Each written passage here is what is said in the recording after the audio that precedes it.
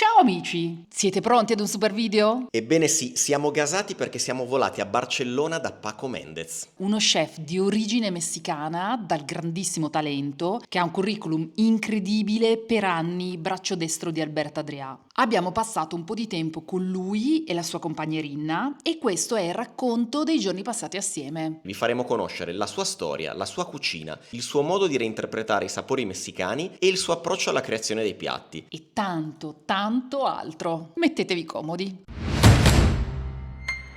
Buongiorno ragazzi, siamo a Barcellona da Paco Mendez. Questo è il suo ristorante che si chiama come? Il buon Paco l'abbiamo incontrato a Improsit, l'abbiamo incontrato a Buonissima, l'abbiamo incontrato A Dubai. Insomma, non ne può più di noi. Stiamo esportando all'estero il format Rompo le scatole allo chef per 3 giorni e voi direte che cos'è che fate come prima cosa? Andiamo a fare colazione insieme a lui? Da La Lance. Ma le altre 6 persone quando arrivano? Con questa colazione siamo a posto per un bel pezzo. Qui dentro ci sono patate, cipolla E uovo. Tanta patata rispetto a quelle che abbiamo assaggiato a San Sebastian che erano più uovo. È molto buona. Allora, si chiama la con. È servito caldo con la paprika, assomiglia al prosciutto cotto, ma non è prosciutto cotto. Questo non l'abbiamo mai mangiato. È più grasso.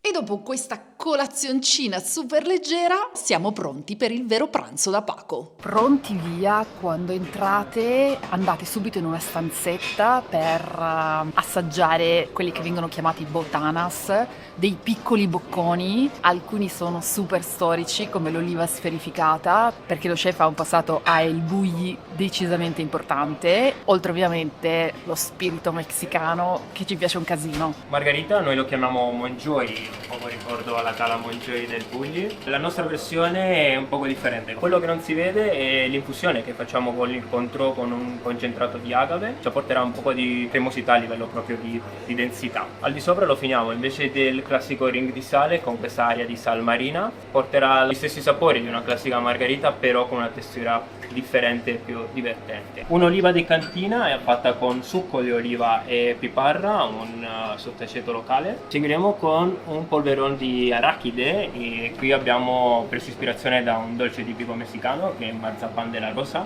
Polvere di arachide pressata di nuovo in un molde a forma di arachide, lo finiamo con sale di aglio e peperoncino. Sono sempre gasatissima di mangiare l'oliva sferificata, è proprio... Franci, prepariamo il nostro vocabolario all'uso di aggettivi un po' diversi perché serviranno tanti aggettivi oggi. Continuiamo con una tostada, in questo caso è un albero fatto di yuca e parmigiano. Da una parte porta una polvere di origano, dall'altra porta una polvere di pomodoro. Raccomandiamo toglierlo dal tronco, romperlo nel piatto verde davanti a voi e untarlo, dippiarlo si dice qui, nella crema bianca che è una crema di mascarpone affumicato con olio al basilico nel centro. E partiamo subito scarpettando, quanto sono felice. Quello che faremo adesso è una versione solida di un cocktail. Cambieremo la ricetta, invece di un margarita faremo qualcosa di italiano, Negroni. Lo finiremo in maltodestrina e pelle di arancia e lo congeleremo a nitrogeno liquido. Per questo raccomandiamo di mangiarlo di un boccone, come se stessimo mangiando un'ostrica. Giano il dragone. Si è visto? Sì, si è visto. Molto bene, capitolo 2, ci si sposta al tavolo. Pronti, siamo i primi avventori del ristorante. La sala, ragazzi, è veramente bellissima, sembra proprio di stare in Messico. E chiaramente non può mancare la vista direttamente sul pass e sulla cucina. Questo è il classico video dove abbiamo chiesto allo chef di stare qualche giorno insieme a lui, di vedere qualche preparazione, che è la cosa super interessante, e quindi di raccontarvi ovviamente qual è l'esperienza al tavolo, ma anche farvi vedere un po' del dietro le quinte. Non vediamo l'ora di raccontarvi tutto. Davanti a voi è una tostada di tartar di wagyu in un adobo norteño, quindi tipico della parte nord del Messico, a base di chile guajillo e un tocco di jalapeño, yogurt affumicato e coriandolo criollo. A seguire è una gelatina calda di porcini, champignon, garum di tartufo e ricci di mare. Dovete decidere che tipo di pairing volete fare. Noi siamo andati su pairing analcolico e ci è arrivato un cocktail di arancia, lime, frutto della passione. Sicuramente qualche dettaglio che mi sono persa, è pazzeschissimo. La parte acida mi fa venire voglia di bertelo tutto in un sorso, ma è buonissimo. Sapete che cosa si respira dai piatti, dall'atmosfera, dalle cose che ci hanno portato finora? Fiesta. Sa di fiesta, no? Per quanto in questo ristorante non ci sia una proposta di cucina messicana tout court, sembra proprio di stare in Messico. Meglio di riccio? Funghi, tartufo e riccio. Umami 4.0. Il riccio, i funghi, il tartufo, manca solo un tuorlo d'uovo. Piatto incredibile. En este caso jugamos con la lima natural, con la manzana verde y las notas más picantitas las hacemos con un poquito de bitter de habanero. Ragazzi, ma che belli sono i cocktail. Pensateci bene se fare il pairing alcolico oppure no, perché quello non alcolico è turbo. Questo è piccantino alla mela verde. Continuiamo davanti a voi con un totopo, ci piace dire che è il più fino del mondo, guacamole, crema fresca affumicata e caviale ovviamente a completare. Di qua è una gordita ripiena di queso Oaxaca, che è un formaggio fresco messicano, tartufo nero, e si accompagna da questa salsa verde a base di pomodoro verde messicano, coriandolo e jalapeno. Ieri lo vedevo mentre lo preparavano, ma non avevo mica capito che era così buono. Se no già ieri me ne sgraffignavo un pezzetto. Un altro morso devastante. Si vola? Si vola, sì. È un morso piacione e goloso. La prova? Se fila? Fila. Ma io torno a Barcellona solo per tornare qui. Questa salsina di pomodori verdi messicani è una bomba incredibile, leggermente piccantina. Questo, ragazzi, lo sapete già che è buono, non c'è bisogno che ve lo dica io. Quello che mi sta piacendo di più del piccante di questi piatti è che è qualcosa di molto leggero. In realtà sentite tanto il gusto del peperoncino inteso come note di banana, note di frutta, note speziate. Note. Continuiamo con un piatto di calamari, cocco, caviale e olio di semi di zucca. Questo olio è una estrazione naturale con il semi di zucca. È una crema montata naturale di cocco. Abbiamo ridotto il cocco a metà e dopo l'abbiamo montato come una panna. Abbiamo limpiato tutto il calamari con tutta la tela che tiene nella pelle e abbiamo fatto un tartar. Usiamo calamari molto grandi. Il fatto che tu abbia rotto la sacca ed esca tutto il nero non è un Non problema. succede niente, adesso lo metterò qui e lo pulirò con dell'acqua di mare anche questo. Ok. Per fare questo piatto, servendolo in tartare, quindi crudo, Sì. dobbiamo togliere tutte quante le parti più dure del calamaro. Quindi il lavoro che facciamo è di selezione della parte più morbida della carne in questo caso. È importante trovarlo di questo tamaño per la textura del Perché la Calamaro. consistenza cambia se cambia la dimensione. Se è molto piccolo non puoi fare il quadrato. Perché la carne è troppo molle, troppo morbida. Sì, acqua di mare. Per pulirlo. Tutto quello prodotto stai sempre in contatto con l'acqua di mare. È una forma di rinfrescare il prodotto sempre. I due piatti portano il caviale basicamente con una crema, con il senso che il caviale si deve sentire in bocca e posare bene di quantità. Non si può posare 1 grammo, è meglio posare 8, no? Questa è una salsa di habanero, lo bruciamo nel Josper, dopo lo trituriamo con aceto di balsamico di mela, miel di agave. E qui è una salsa matcha, facciamo chile morita, chile ancho, chile guajillo, arachidi e sesamo. Questo è assolutamente inaspettato perché avete la consistenza del calamaro che si confonde con la consistenza del caviale, la dolcezza della crema di cocco che si contrasta con gli altri ingredienti salati e la persistenza del sapore dell'olio di semi di zucca. E dopo averlo assaggiato in purezza vado un po' di piccante. Il piccante, se trattato bene, e sapore. Cambia tutto. No, è che ne voglio ancora. Mi piace molto la grassezza che accomuna tutti gli ingredienti e che vi si sprigiona in bocca. Il calamaro, il caviale, l'olio di semi di zucca e il latte di cocco. Facciamo i seri e andiamo di habanero. Che sarà mai? Ti arriva quella punta un po' tropicale dell'habanero, hai presente? Il piccante arriva dopo. No, è gestibile. Continuiamo con un piatto che la gente non sabe che è in origine messicano. Questa è la nostra versione, la ensalada César, succo di acciuga, gelato di parmigiano, aderezo César e pelle di pollo. Qui è una pelle di pollo con una come alita di pollo fatta in confitura e dopo possiamo un succo di pollo la parte sopra. Agua de Jamaica, ¿vale? Y es una infusión de hibiscus con un poquito de azúcar. Gioco caldo-freddo tra pollo e accompagnamento Non so, mi piace molto perché trovo tutto molto identitario. Non so se l'ho già detto che i cocktail che stanno arrivando sono bellissimi. Credo di averlo già detto. Tanto semplice quanto buono, hibisco e menta. Es un agua de guisantes, lágrima, agua de albahaca, un poquito de zumo de lima y clara de huevo. 30 verdes. Queríamos hacer un plato básicamente con 30 ingredientes verdes diferentes. Tenemos guisante, aguacate, acedera, calabacín, menta, manzana, alganori, ficoide glacial, espárrago de mar, cilantro. Luego tenemos un mole verde que hay hoja santa, perejil. Hay 2 tipos de pistacho. In questi giorni siamo andati in giro con Paco, ci ha portato dal suo fornitore di frutta e verdura che è una cosa pazzesca. In questo momento è inverno, ovviamente le serre non sono così rigogliose, ma le poche cose che sono riuscite a farci vedere ci hanno dato un sentore, un'idea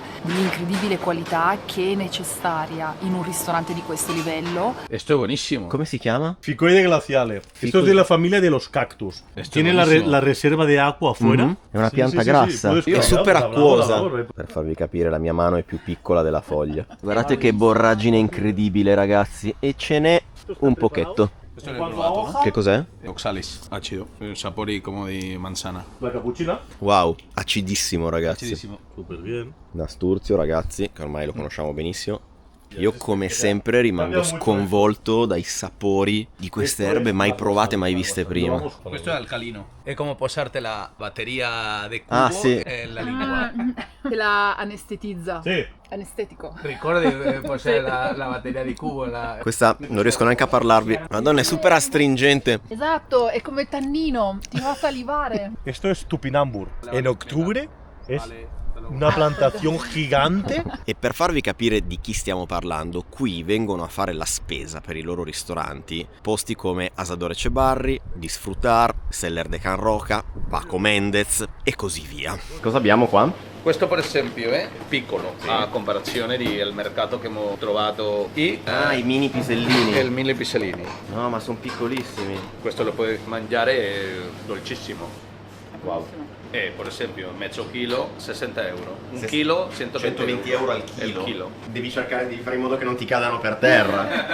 No, deve stare controllato per il ristorante, certo. è importante. Possiamo 8 grammi, è lo stesso con il caviale. Misurato. Misurato. Sì, come fosse tartufo. Sì. 120 euro al chilo, ragazzi, a me se mi cade un pisellino per terra lo raccolgo. Quindi solo per dire che è super interessante nel momento in cui uno dà un occhio nel dietro le quinte, perché si rende conto di come le cose sono molto più complicate rispetto alla spesa quotidiana che dobbiamo fare noi a casa. Aggiungo che questo piatto lo abbiamo anche visto preparare dettagliatamente in cucina. Quando lo stavo riprendendo, a un certo punto dicevo, ma quante erbe sta mettendo sopra? Continuava a tirare fuori scatoline su scatoline su scatoline. È difficile far passare il concetto di quanto sia complesso questo boccone se non lo provate direttamente. E tra l'altro questa micro fogliolina di alga nori, quello che ci siamo chiesti e che forse vi chiederete anche voi è: ma come hanno fatto a ritagliarla così perfettamente? Hanno una macchinetta come quelle per fare i buchi nei fogli che mettete dentro gli anelli, però a forma di fogliolina. Come rendere super un piatto fatto di ingredienti solo verdi. Non è banale, eh? Diciamo che se mi cucina Paco posso anche diventare vegetariano. Franci, ti cedo la bacchetta di pisellini. Sì, non ho fatto neanche tempo a dire ti cedo. A questo punto perché non berti anche il cocktail? Il cocktail che mi è piaciuto di più fino adesso, fresco, poco o per nulla zuccherato mi verrebbe da dire, se non per lo zucchero presente naturalmente nei pisellini. Si sente tanto l'ingrediente, si sente tanto il pisello, fresco, acidino, super. E poi guardate che bel bicchiere.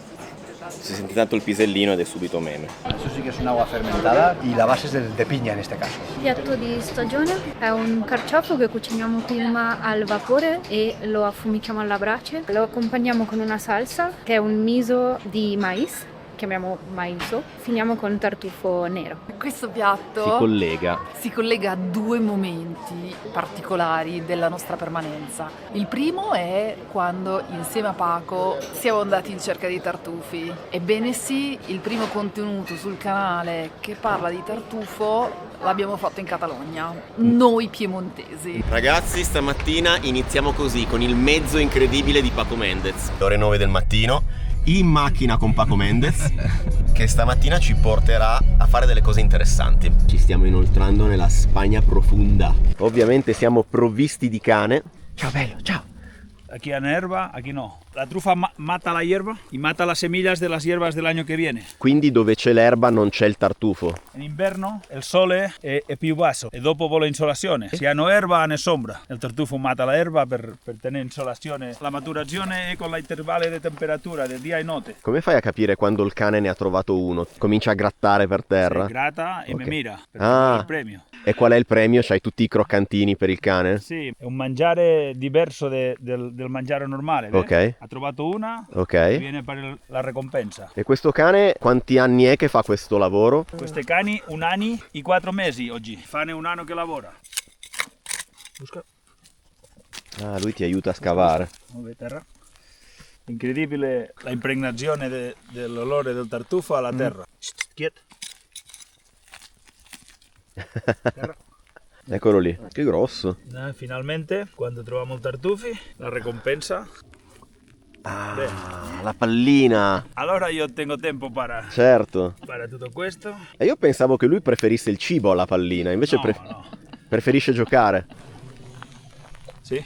Huele más esto che la trufa ora mismo. Claro. Qua siamo in una proprietà privata, è un posto segreto. La domanda è: di solito i cercatori di tartufi non vogliono mai far sapere. No, ma bene con me. È tutto videovigilato. Se tu entri per la notte, io tengo 2 armi. Direi che come risposta può bastare. E come si insegna al cane a trovare il tartufo? Il cane si insegna, prima è la impregnazione dell'olore. Io le faccio quando è un baby, tartufo, mangiare.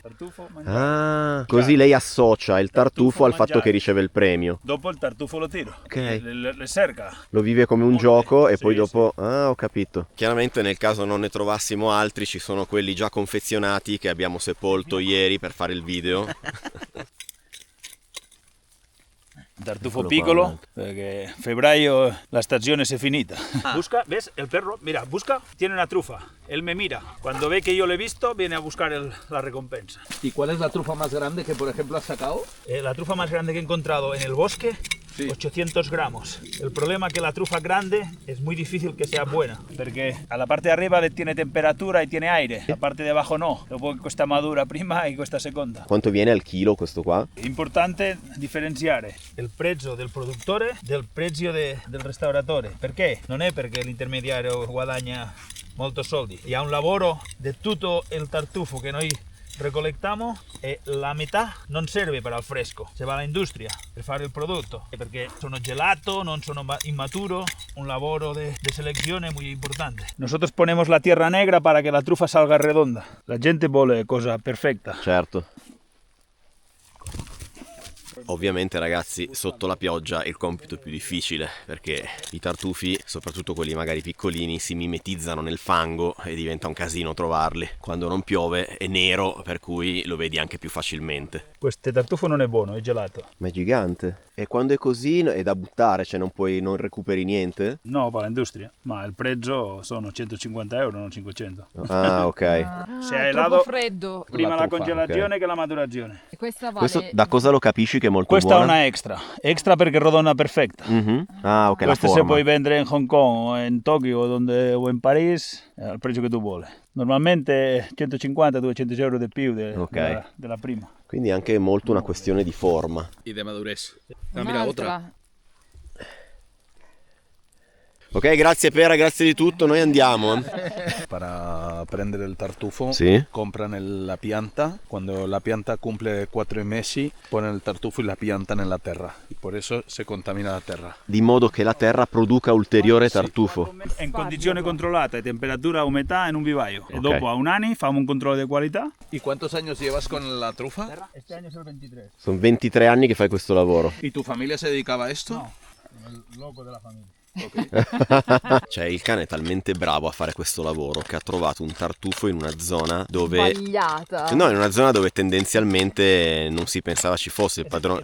È il primo tartufo di questa pianta in 13 anni. Perché Pera, che il padrone, ha detto qui è impossibile che ci sia un tartufo. E invece aveva ragione il cane. Molto bene, bagnati ma contenti. Grazie Paco per averci portato qua. Prossima destinazione? Dobbiamo ir a mangiare e dopo a Olesa a vedere un orto. piatto. Andiamo a mangiare, mi piace molto come risposta.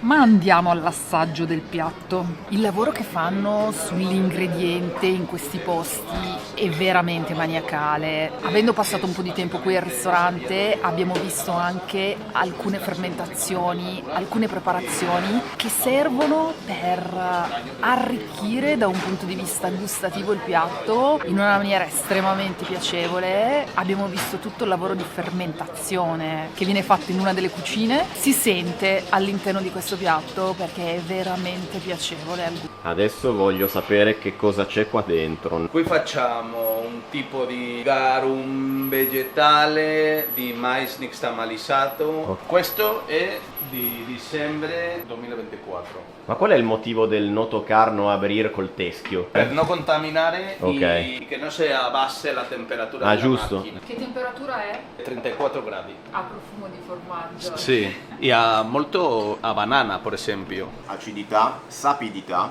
anche un po' affumicato. Sì, questo facciamo il goji, dopo fumichiamo il goji, Certo. e facciamo il goji di mais. E come lo usi questo? Esatto, poi che fine fa? Piatti Ma- o facciamo salse. Quindi o viene usato come condimento. Come, Sì, come insaporitore. come saporitore. E per tutto l'anno, perché è un molto... Ne basta poco. Sì, sì. Il solido lo trituriamo e facciamo un miso. Questo è un progetto che abbiamo fatto con Albert. La pasta può solo avere grano e acqua e quindi da lì si è messo a studiare in che forma poter lavorare il grano senza aggiungere niente, però dando alla pasta sentori diversi dalla pasta tradizionale. certo. Lui l'ha fermentato e poi l'ha seccato e ha fatto una farina. Da lì è nata l'idea. Quindi possiamo dire che questo è il risultato di un lavoro che era nato per la pasta, non si aveva già chiaro l'idea che si sarebbe finiti qua, si era partiti facendo un'altra cosa e poi lavorazioni, sperimentazioni, variazioni su quella roba lì si è giunti a fare questo. Che è lo stesso che passa quando creiamo un piatto. Esattamente,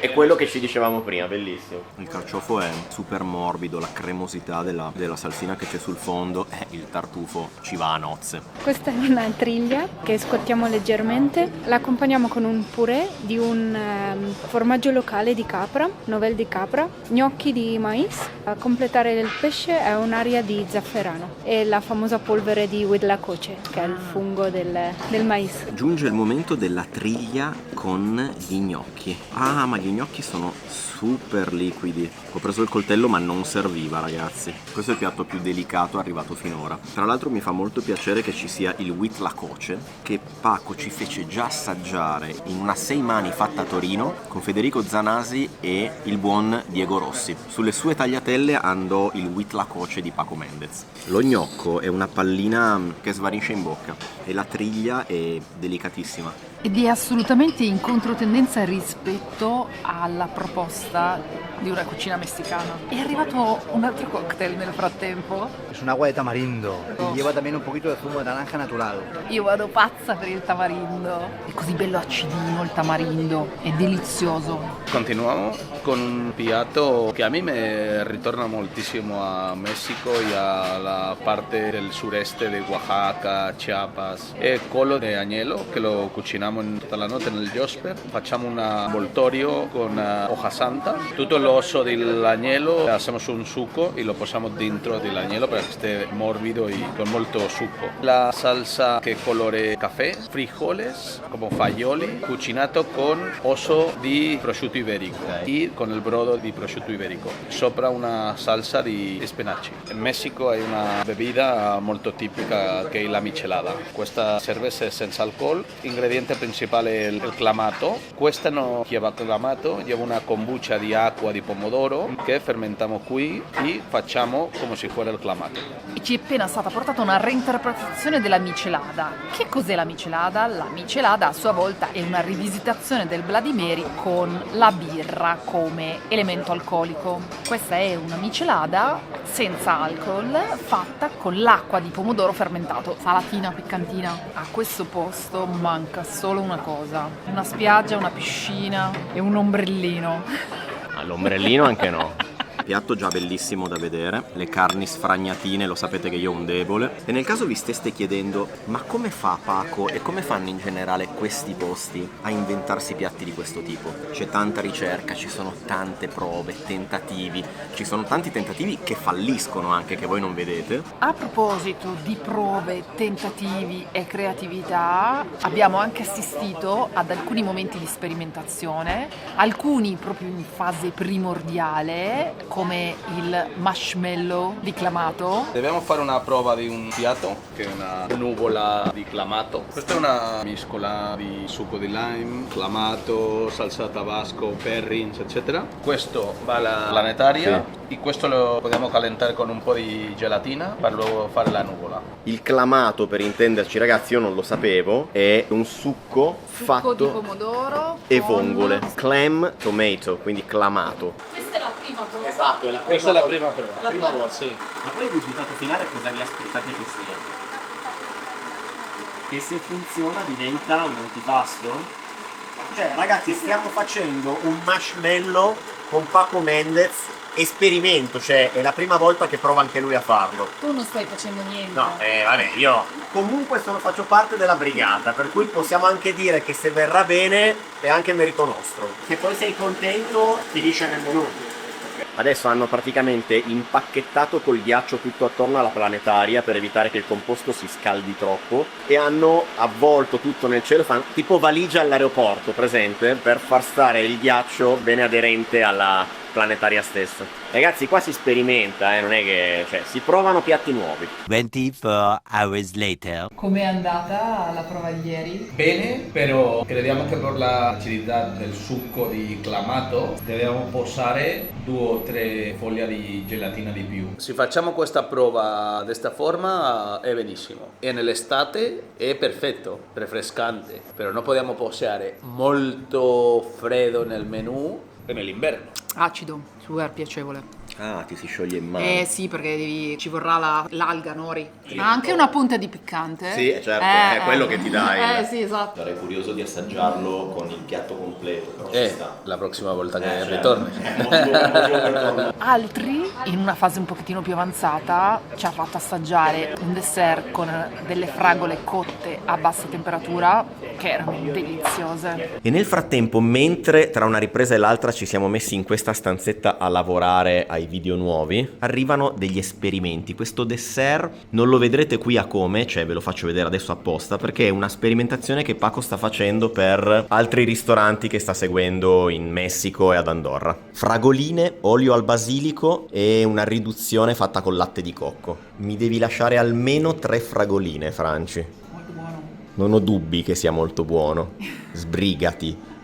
La textura della fresa è molto interessante. Fragola e zucchero in sottovuoto. Però la textura quando la cucina è incredibile. È una crema di cocco, latte di cocco ridotto. Una cosa super interessante che mai vi abbiamo fatto vedere e che ci ha mostrato Paco è che lui è solito assaggiarsi tutte le preparazioni dei vari piatti in maniera, diciamo così, sintetica, cioè si fa portare non il piatto esattamente come arriverà al cliente, però il piatto in una forma tale che abbia i principali ingredienti, di modo che lui può assaggiarlo e verificare se vanno bene, se rispettano quella standardizzazione che un ristorante di questo tipo ricerca nei piatti, oppure se necessita di correzioni o ci sono degli errori. Però il cocco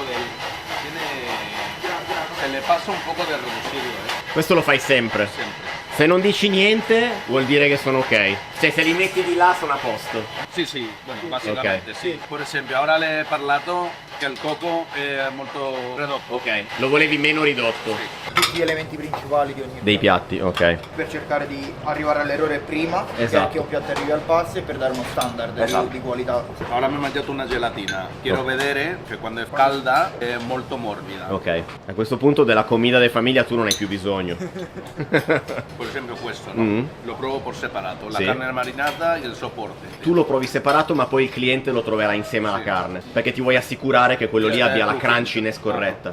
Questo, no? Sì, il queso sta fuso. Ok. No? Ah, e lo devi... Ah, Cioè per vedere se quella che ha fatto oggi, che lui ha stampato oggi, funziona così. Questo è un postre che non puoi assaggiare tutto per separato. Ok. Lo assaggio Tutti insieme, ok. Questo, no? Che parece grosso, no? Sì. Questo deve essere super morbido. Molto leggero. Sì, è friabile. Si è sentito fino a qua che era, che era friabile. Se non è leggero, non va bene. non va bene. Questo è acqua di hibiscus, questo è horchata di riso e questo è la sangrita per il tequila. È il pairing non alcolico Sì. del menù degustazione. Quindi tu assaggi anche le cose da bere. Ok. Tutto. Questo io l'ho iniziato a hacer en hoja santa, dopo si è attivato queste Modalità. modalità in tutto. Quindi hai iniziato a farlo in hoja santa. Perché erano due ristoranti Sì. nello stesso posto. Io arrivavo per il mattino e io provavo prima il Niño Viejo e dopo hoja santa. Ok. E ti sei accorto che facendo così hai ridotto il margine di errore. Il margine di errore. Ok. Puoi tenere un servizio molto tranquillo, non stressante. Perché hai già fatto la verifica prima. Io tengo 3 hijos y una mujer que no pueden morir. E io aggiungerei anche che abbiamo sbirciato durante il briefing, come sempre. A las 2 llega a mesa 7 y mesa 20, 2 más 4 personas, 2 personas sin alergia a la mesa 7, 4 personas, una persona que no puede comer nada del mar. Una cosa importante, sobre todo, o sea, esta mañana y esta noche hay que intentar de vender el máximo vino posible en vez de vender cócteles. Sobre todo porque ya te digo, o sea, te pueden acribillar de tanto cóctel que te pueden estar pidiendo. Otra cosa, sabemos que esta mañana, depende de la gente, pues será un servicio pues bastante agitado, pero bueno, o sea, hay que intentar, o sea, sacarlo lo más rápido posible. La comida de familia, cuando tenga que salir, simplemente hay que calentar, hay que empanar el pescado, ponerle la sal y freírlo, que esto es un momento. Se calienta la coliflor en el horno un momento al vapor y se le pone la salsa y ya está. E soprattutto abbiamo partecipato alla comida de famiglia. E giunge infine il momento dello staff meal, che qua non si chiama staff meal, ragazzi. Qui è la comida de familia. Qual è il menù di oggi, Paco? Pescado que se muerde la cola y cola al burro. Lo hemos cucinato al sottovuoto, vapore tutta la notte. Hemos puesto solo burro y sale. Facciamo la salsa per posarlo nel momento. Puoi assaggiarlo? Ragazzi, sa di burro. Buonissimo. Buono, vero? Questo è un pesce, lo limpiamo e lo freimo. Questo è perché ci siamo noi, poi appena andiamo via noi vanno a Burger King.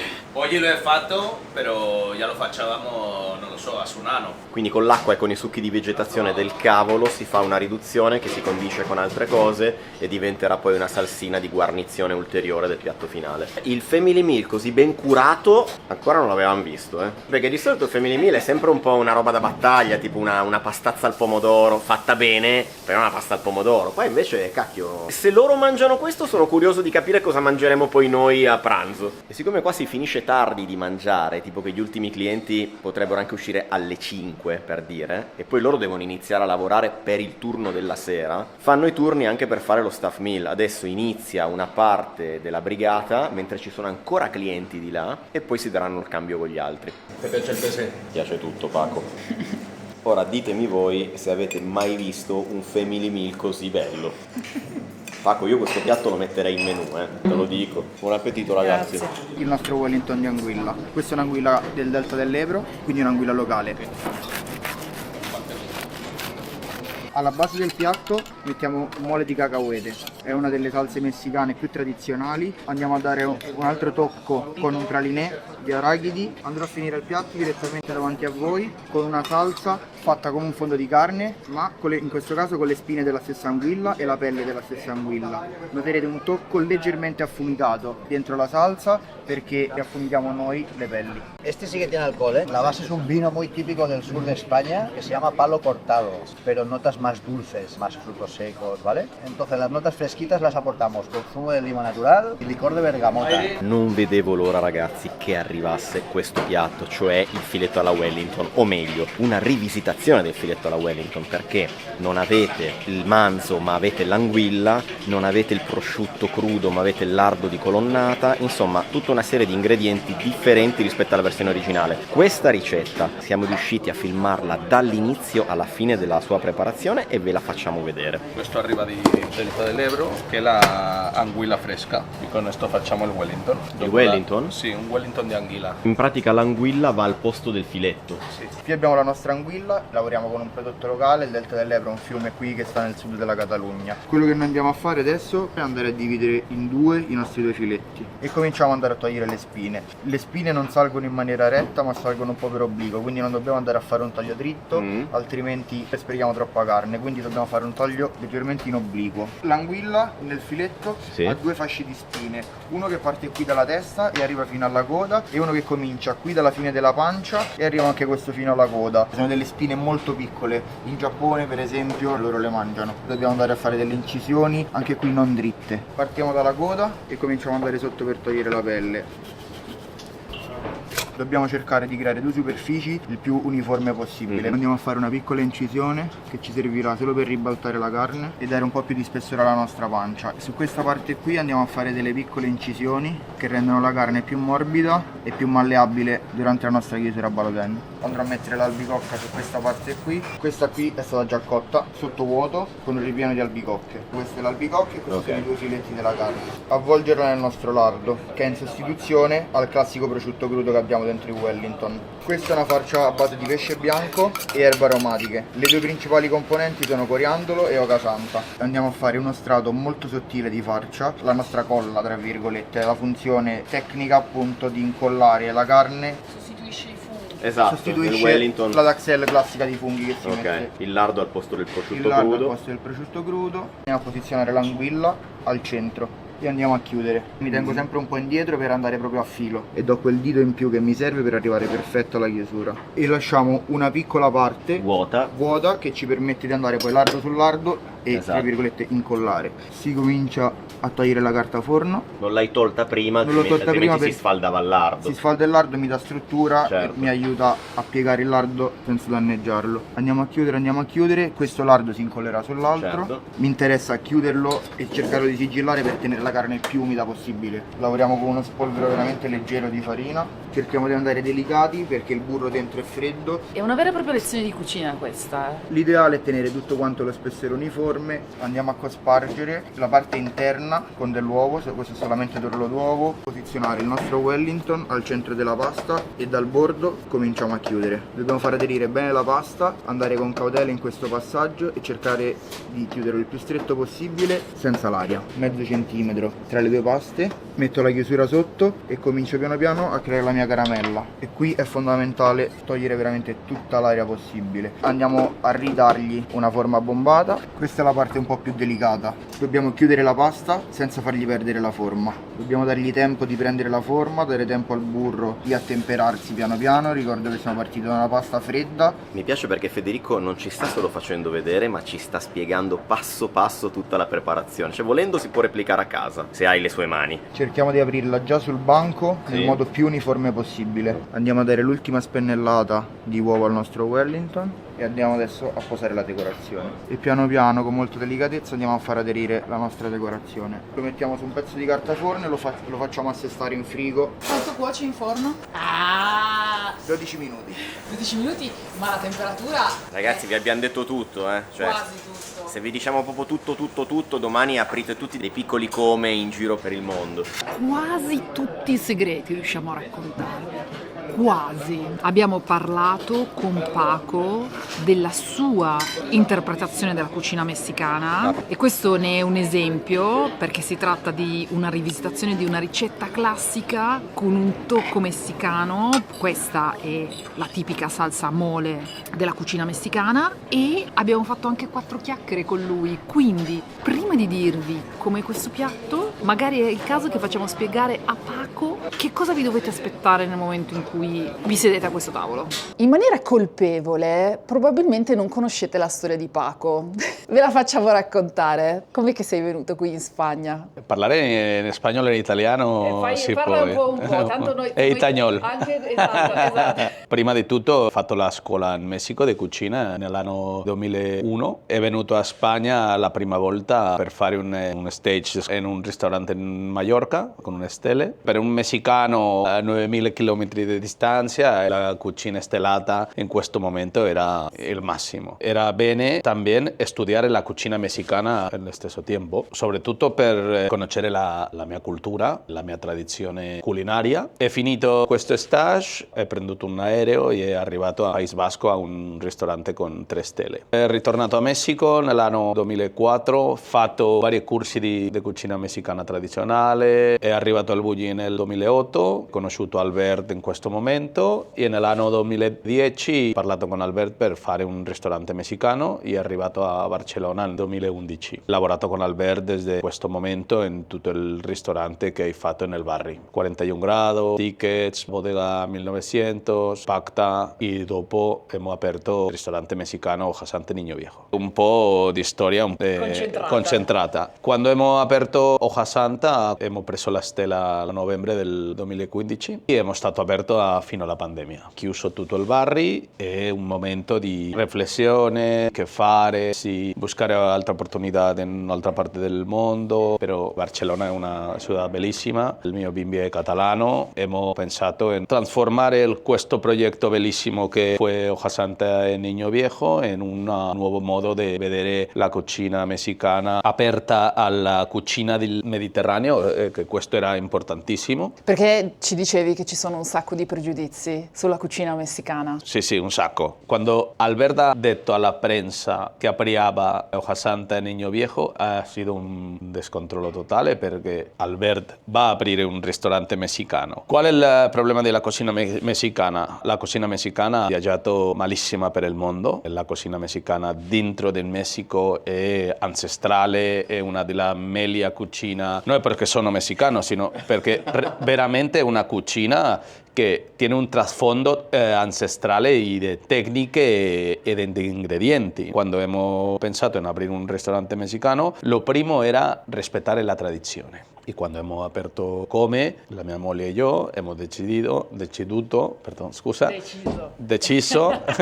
aprire un ristorante dove la leggerezza, ovviamente la tradizione, però tutto l'entorno del Mediterraneo e della mia cucina. Ti sei portato tutto il tuo trascorso a El Bulli, le tecniche imparate nelle varie cucine, lette con i tuoi occhi messicani, reinterpretati. Sì, la gente pensa come un ristorante messicano, no, è un ristorante di cucina contemporanea dove il cuoco è messicano, la sua tradizione, cultura e tutto è messicana e posa al tavolo un po' di questi sapori a una cucina aperta entre messicana e mediterranea e l'entorno mondiale. Per quello il nome è un po' diverso, come cucina messicana, cucina mediterranea, Paco Méndez, come de venir e come de welcome. Ma torniamo al nostro filetto alla Wellington. Sembra tutto costruito, tutto un grande entusiasmo, bla bla bla eccetera, ma noi siamo veramente presi bene. Abbiamo scommesso su questo posto perché c'erano un sacco di indizi che secondo noi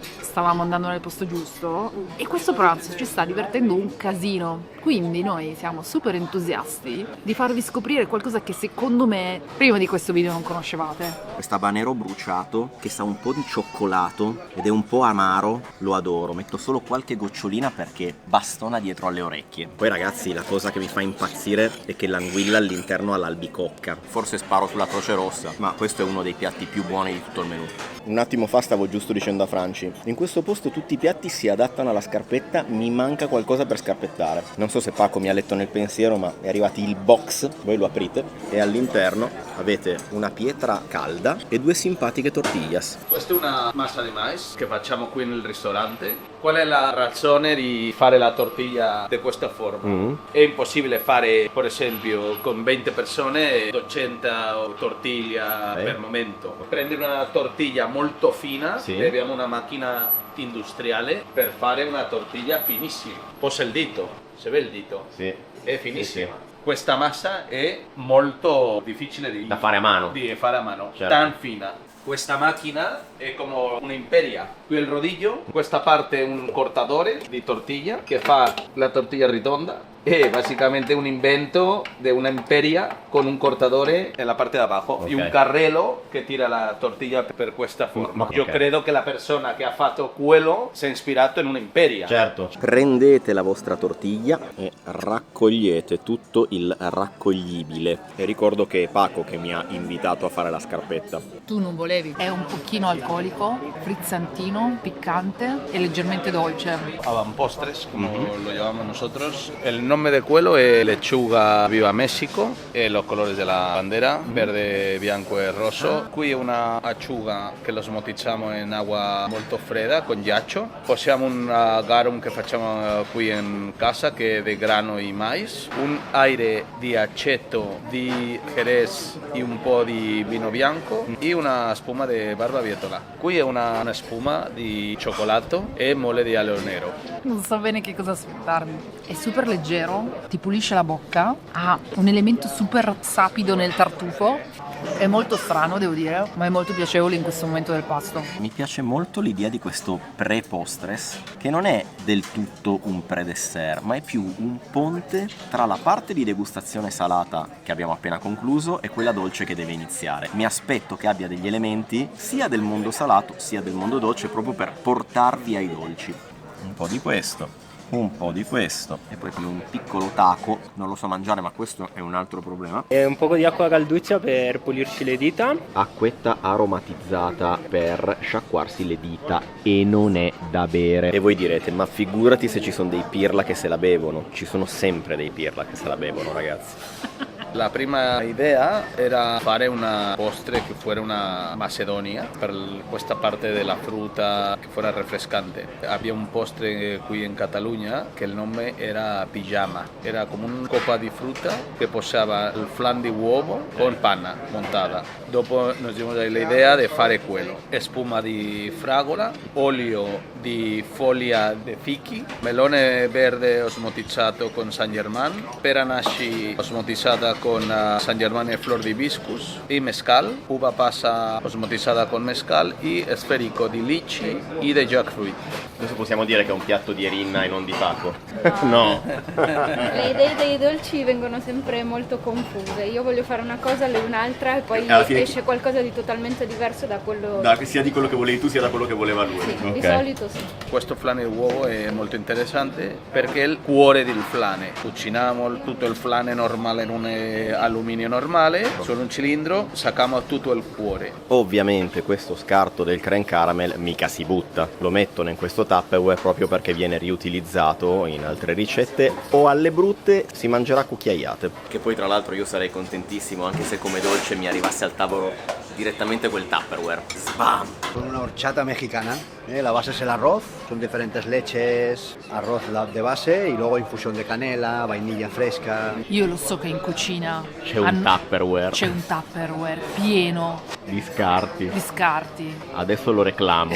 E come dessert vi arriva un giardino con credo di aver sentito almeno una ventina di ingredienti diversi da Paco. Mi piace un casino perché la textura, come dicono qui, le consistenze tra le sfere piccole, quelle più grandi, la spuma e le cremine, le marmellatine, queste che cosa sono? Un sacco di freschezza e gusti di frutta differenti ma con diverse consistenze. Davvero super interessante. Allora so già che questo video durerà un'ora e io impazzirò nel montaggio, motivo per il quale ho detto a Franci questo qui bevilo solo e basta che abbiamo girato troppo, però ragazzi devo dirle due parole perché è un cocktail strepitoso, sa di latte, vaniglia, cannella, ci sta benissimo con quello che è arrivato a tavola e il percorso dei cocktail, del pairing non alcolico mi è piaciuto tantissimo. 1000 hojas de mango è un croccante di mango, gelato di mango al latte e queso fresco e con un po' di limone e caffè. L'altra è un smur, è un croccante di cacao, possiamo una pralinée, altro croccante di brick di cacao, una spuma di cioccolato gelata e alla smur di rosas. Consistenza marshmallosa e sotto gelatosa. Mango in diverse consistenze, fresco, acido, goloso. Questa è una idea italiana e messicana. Questa è la mocha de olla, è basicamente una mocha normale però speziata. Porta l'anís, porta la canela, porta il cardamomo e è come un caffè de olla tipico messicano, fatto al momento. pasta brick con cacao, il cenere è di maltodestrina e ceniza di melanzana, il ganache di cioccolato con nibs di cacao. Questi abbiamo visti fare da Irinna, ovviamente. Questa è pasta brick, che è simile alla pasta fillo. La trituriamo con acqua, zucchero e cacao. E poi viene cotta sulla piastra ad altissima temperatura. Si schiaccia e si arrotola. È vero, si sentono le spezie. Posso dire che è bellissimo come gesto quello di portare la moka al tavolo? Ristoranti italiani. Riesumiamo questa cosa qua. È il sigaro del Paco Mendez. Non si mangia il sigillo. C'è chi lo mangia? Evidentemente sì. Ma non si fuma così, si vede che non sei capace. Vabbè, posso mangiarlo? Abbiamo finito con sta scenetta. Vado dalla parte della cenere. A few minutes later. Ragazzi, il muro delle firme e delle dediche. Fammi sognare, Paco, fammi vedere qualche firma figa. Qui è Massimo, Bottura, questo qua rosso. Shakira. Ah, Shakira. Questa S qua è la S di Shakira. Ah, aspetta, questo qua è Virgilio. Sì, questo è Xavi Hernandez del Barça. Ah, grande. Andoni. Poi c'è un ciao belli dalla Sardegna. E poi scusate ragazzi, ma io inquadro queste cose qua. Il tovagliolo con dedica di Hugo Sanchez. Niente ragazzi, cosa vi devo dire? Innanzitutto cosa hai vinto? Non potete capire. 6 kg di libri. Di El Bulli. Paco ci ha regalato un libro di El Bulli che vale un bel po'. Franci ovviamente si è accorta della libreria di Paco e adesso chi la stacca da lì? Che ha dei libri che neanche vi immaginate ovviamente. Il primo libro di Alberto Adrià, cioè ha tipo 15 anni in questa foto. Sembra Roberto Baggio. Questo. Ma questo qua è difficilissimo. Ma sembra vecchissimo quel libro. Certo. Questa è la collezione di El Bulli. Paco dovrebbe tenerla in un cavò, non dovrebbe tenerla qua. Detto questo, siamo super contenti di aver scoperto uno chef che ha una tradizione completamente diversa dalle cucine a cui siamo abituati. La cucina messicana, ragazzi, è tutta da scoprire. Fidatevi, venite a Barcellona, provate. Barcellona è piena di ristoranti di tutti i tipi e di tutte le tasche, ci sono tantissimi ristoranti stellati. Se venite a Barcellona a fare un po' di giorni e volete una sera o un pranzo trattarvi molto bene, scegliendo un posto un po' più di alto livello, tutta la vita da come. Il menù costa 175 euro, il menù lungo, quello che abbiamo fatto noi, poi se volete potete fare il menù più corto che costa 125 euro a pranzo. Il pairing che abbiamo fatto noi, analcolico, super consigliato, ci è piaciuto un sacco, 95 euro. Poi ovviamente io non so fra quanti anni guarderete questo video, voi date sempre un occhio all'internet e ai siti per essere aggiornati sui prezzi, però l'ordine di grandezza più o meno è questo. Li vale? Sì, assolutamente sì, li vale. Per noi fare questi video è una masterclass perché impariamo un casino di cose, speriamo di trasmetterle anche a voi tutte le cose che impariamo. Ci teniamo tanto a ringraziare sia Paco che Irinna per averci accolto in questi 3 giorni, perché comunque per noi il tempo di queste persone è veramente la cosa più preziosa che ci possano dedicare. Il sous chef Federico, che ci ha fatto vedere un sacco di preparazioni, è davvero un manico, per dirla in termini non tanto tecnici. Ci sono un sacco di italiani nella brigata, Italia rules sempre, anche in Messico. Noi speriamo che questo video vi sia piaciuto. Speriamo di farne tanti altri, ragazzi. Grazie per averlo visto fino a qui, non so quanti Esatto. minuti siano passati, ma credo tanti. E ci vediamo al prossimo video. Vado? Vai!